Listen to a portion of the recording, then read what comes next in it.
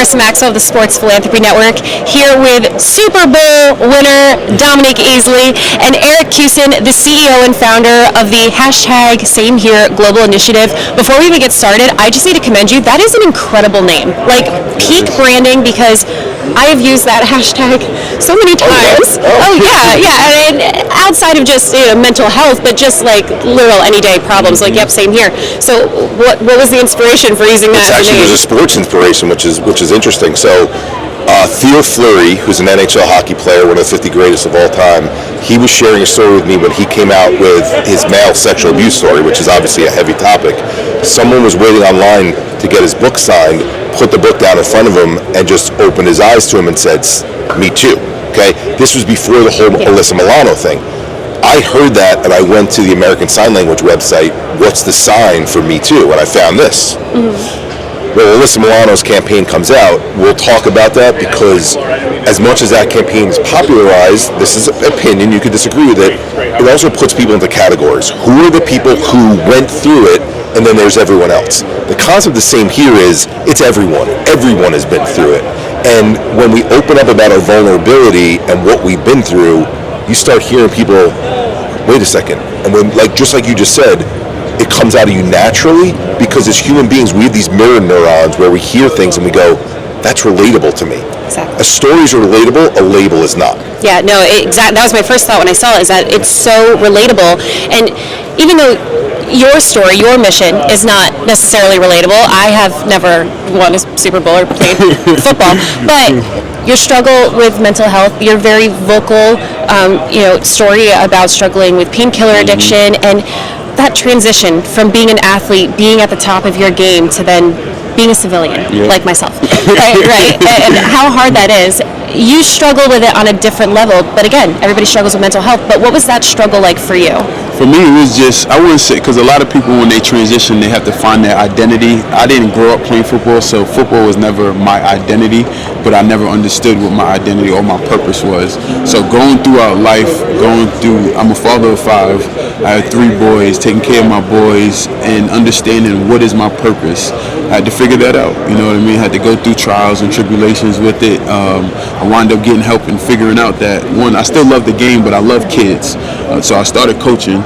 And for me, coaching, it comes back to mental health, and it comes back to what I call important is the word vulnerability. Is that when I was growing up, I wasn't vulnerable. I didn't speak about when I felt a certain way, when I was hurt, when somebody hurt my feelings, or somebody made me feel a certain way. And that made me react in a negative way. So now as an adult, when I go back to the Patriots, when I go back to when I was in college, when I was a kid acting the fool, they looking at me like, oh, who's this new person? You know what I mean? Because I was such a headache, and I'm comfortable saying that.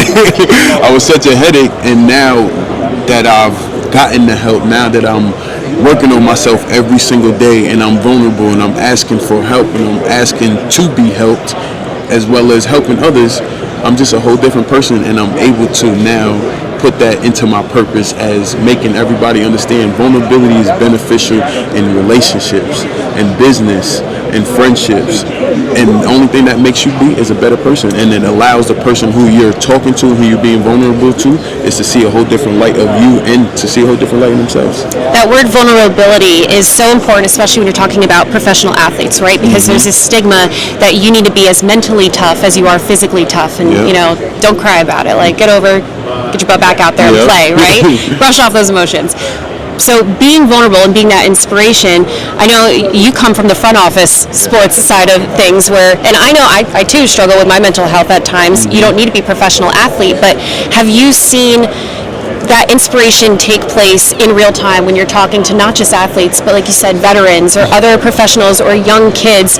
What is that moment where you kind of see it hit them? Like, I'm not alone and I can do this. It's crazy. Me and E was just talking last night, and we both had situations. So in September, I went back to my high school to speak to my high school about vulnerability. And afterwards, a kid came up to me, and he was like, "Thank you for coming."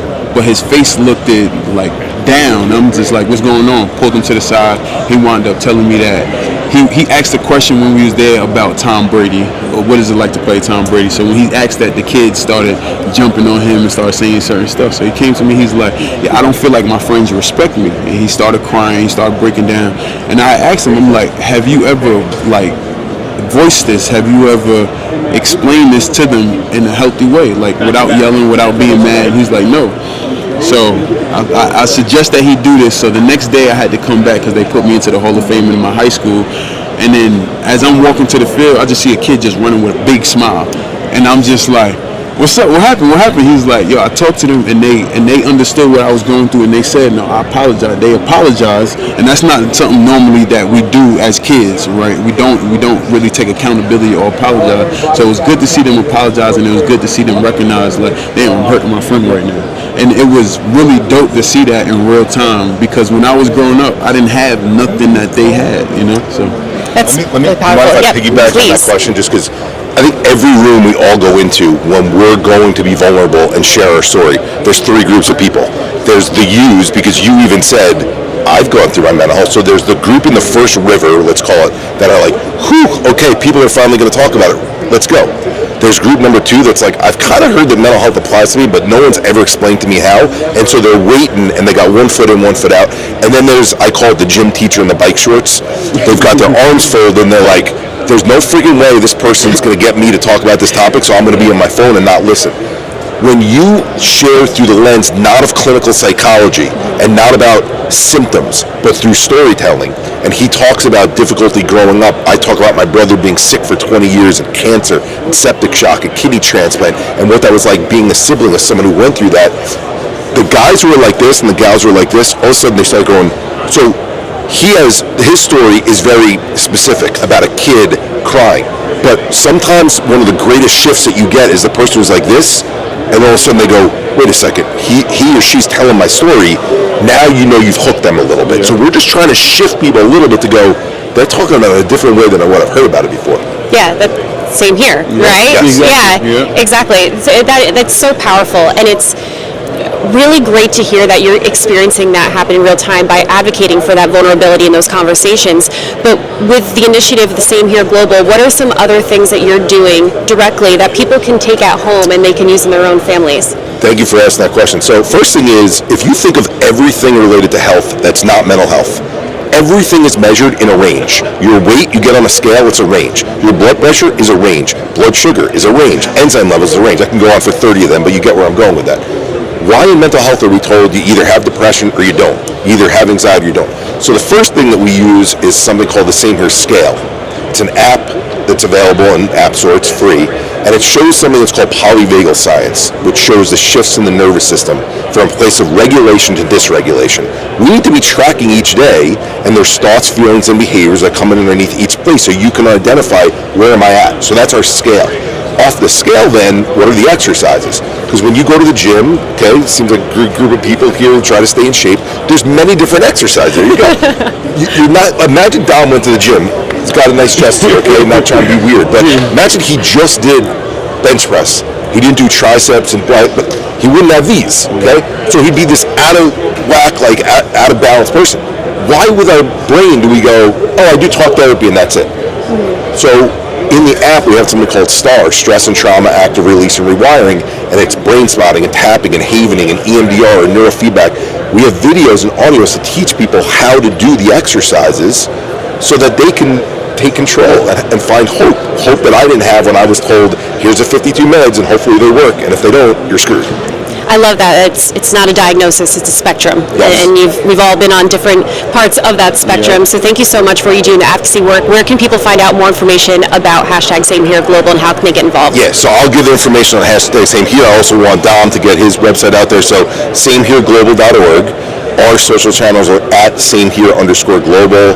Hopefully the app is SameHere Scale. Again, please download it because we think it really changes lives. You want to talk about Easley quick?